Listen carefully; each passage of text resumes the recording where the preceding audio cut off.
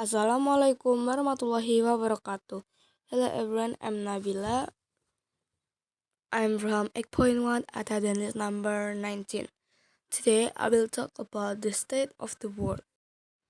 If your view of the world come from watching the news and reading newspaper, you could be forgiven for lying awake at night worrying about the futures. Apparently, rising violence and population rates means humans are both killing each other in ever large number and being born at least the world rescues can sustain. To make matters worse, all the world is concentrated on a handful of people in the world richest countries. People in low-income countries live in poverty while the world gets riches. Depressing, isn't it? Let's take global population first. It's around 7 billion now, in line with figures predicted by the UN in 1095 8.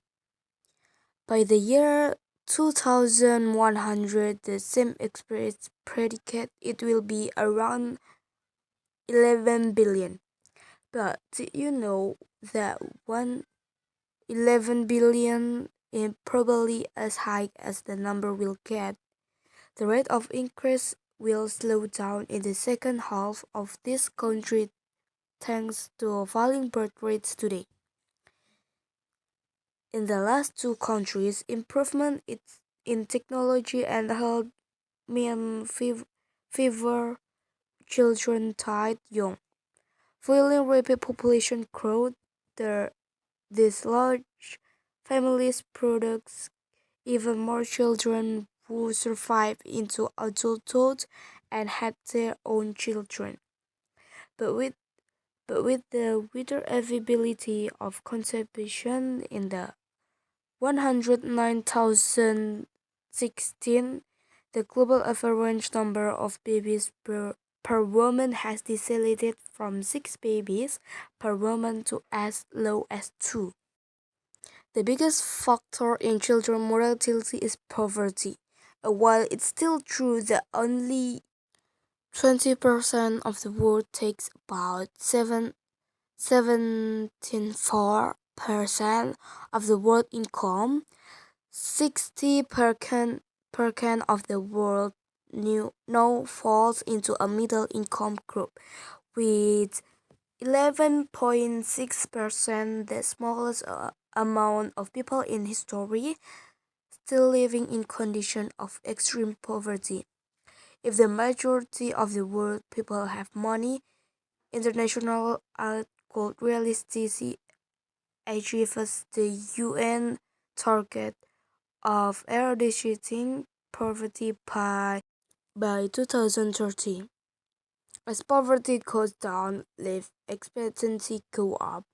Birth rates go down because parents can expect their existing children to survive and the global population stabilizes. As for new stories that make us think the world is an increasingly violent place, there is cause for some optimism too. Between the end of the World War II and 1919, there were 30 wars that killed more than 100,000 people. Today, there are still civil wars, but countries are mostly coexisting more peaceful than in the past. However, terrorism has shot up in the last few years, and since World War II, wars have killed many more casualties than soldiers. Even for civilians, though the statistics are not all bad, although deaths are 9 times more likely to be a result of violent crime than political conflict. The global murder rate fell slightly from 8 per 1,100 people in 2000 to about 5.3 in 2015. 2015. Of course, none of the war is perfect, and whether your personality are affected by war and poverty is often down to the lottery of where you're born. Also, we still we still face hard problems of our own making, particularly environmental ones like global warming and wild and natural resources need to be distributed more fairly. But not all the news is bad news, whatever the TV and newspaper might say. That's all from me about the state of the world. Thank you for the attention. Assalamualaikum warahmatullahi wabarakatuh.